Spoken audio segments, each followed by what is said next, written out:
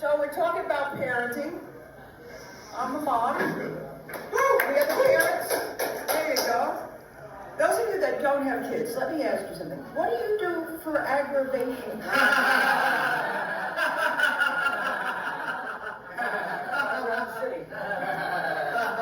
Yeah. I have two kids. My daughter's 30, my son's 28. And I raised them as a single mom. I was divorced. And I'll tell you, it's very challenging. It's, they want everything that their friends have. Everything. Food, clothing, shelter. Give me a break. Pick 2 out of 3. 2 out of 3. I was saving my money, watching every penny, because I knew I'd have to send them to college. And even when they were small, I let them know they were going to City College. And I made up a little lullaby to give them that message. Rock-a-bye, baby, on the way to City College. It'll be cheaper and you'll still get some knowledge. So you'll ride the one train, it was good enough for me. So rock-a-bye, baby, and forget MIT. When they were small, I tried to travel with them. I took them to Colonial Williamsburg. I don't recommend it. Because, I mean, here we are in Colonial Williamsburg. My daughter's going, this is so boring. I said, you don't understand. This is how people lived in the 1700s. She said, yeah, Mom, no one lives like that now because it sucked.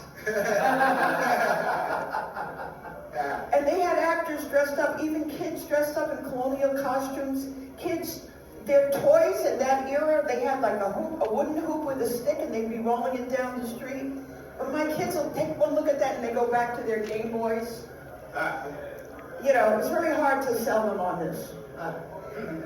Ridiculous. And a lot of trips I took them on, they don't even remember. They don't even remember. I don't understand that. So I started making stuff up. Like I said, you don't remember the cruise down the Nile? You don't remember the world cruise? You remember the month in Paris at the Plaza Athénée? No, they didn't remember, so I lied a little. I said, I have pictures. Photoshop. Yeah. But they were very cute when they were small, I have to say. But it's still a grind. My sister would say, Ellen, stop complaining. You blink. And they're in college. I tried that. Nope, still in front of the TV. People would come up to me and say, enjoy them while they're young. It goes so fast. No, it does not. It went like a snail on Valium. I remember endless rainy afternoons playing hide and seek with them. They always found me. Then they're in school and you have to help them with the homework. I walk around and I go, I don't see you studying. My daughter goes, I don't see you cleaning. I'm thinking, I don't see you getting your allowance.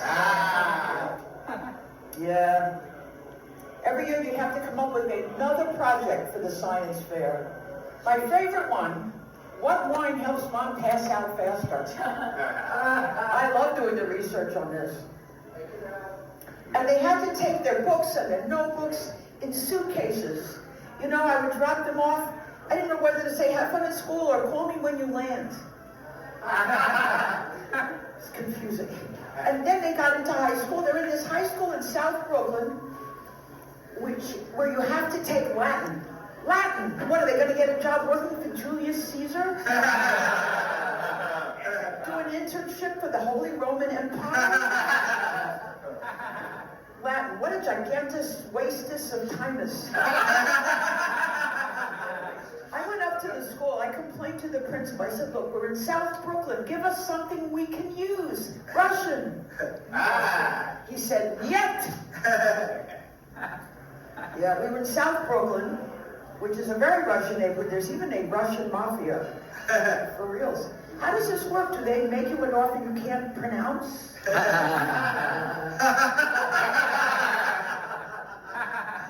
leave a cabbage head in your bed? There goes.